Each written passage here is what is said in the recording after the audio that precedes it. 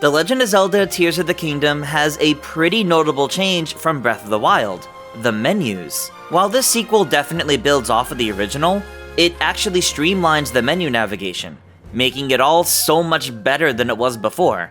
So, let's compare them.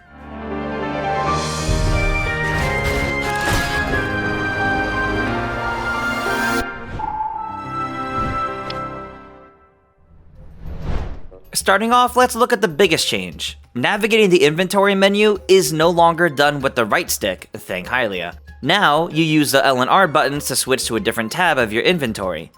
Back in Breath of the Wild, these would change to completely different tabs, with L for Adventure Log and R for the System menu. Now we can see that the System menu is at the end of the inventory. And taking a look at the different inventory tabs up here, we have Armor, Bows, Shields, Weapons, Materials, Food, a new tab for Zonai devices, Key Items, and the Systems menu.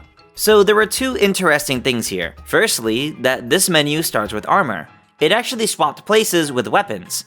Considering you can always swap your weapons, shields, or bows with the D-pad during gameplay, it actually makes more sense for this first tab of the inventory to be something you can't shortcut to. But second, and perhaps even more important, is that each tab will no longer take multiple pages. We can see this by comparing the Materials menu. How many pages is this back in Breath of the Wild? Oh god, like 7? That's a lot. Well, in Tears of the Kingdom, there's a little scroll wheel now. So instead of needing to tab through multiple pages for materials, or eventually your armor, it seems the menu just extends further down, which is a much better design. There's an addition to the food menu as well. While in Breath of the Wild you could view the recipe of a selected food item, it was pretty basic in its display. But here in Tears of the Kingdom, the info is now neatly displayed on little recipe cards. These show the ingredients for the dish, as well as the meal effects too. It's a nice, welcome addition that really adds to the charm of the menu as well. There are some other changes to the structure of the inventory menu that we could talk about though. Of course, the borders are different than before. Rather than the dark transparent bars, now we have these opaque white borders, which I gotta say, look a lot better. Especially when the size of the menu as a whole makes far better use of the space.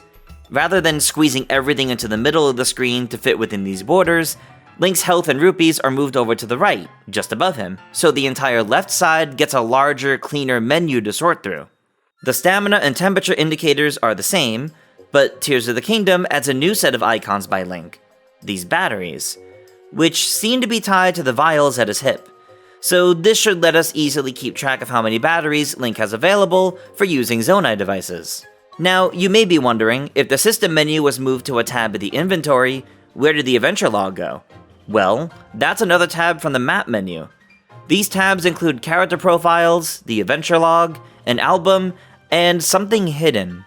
We weren't able to check out any of these tabs beside the map, but hey, we know they exist. Anyway, the map screen itself is largely similar to how it was in Breath of the Wild, but now on the left is a toggle to swap between the surface of Hyrule and the Sky Islands up above. Also, the Sheikah sensor seems to be gone, unless it simply wasn't available during our time with the game. The temperature, time, and more have also moved, presumably due to the toggle on the left. The coordinates are also displayed here in Tears of the Kingdom, with latitude, longitude, and elevation all visible. And there you have it, an in-depth comparison of the menus in Breath of the Wild and Tears of the Kingdom. It may seem largely the same at first glance, but especially when you look at the finer details and put them side by side, the differences are like night and day. And the new one is so much better. But what do you guys think? Let us know your thoughts down below, and check out our other preview coverage for Tears of the Kingdom if you haven't already. We have a whole preview discussion, 20 new details we learned, and over 10 minutes of gameplay, all for you to check out right now. And of course, make sure to subscribe to GameXplain for plenty more on The Legend of Zelda Tears of the Kingdom. Until next time, farewell.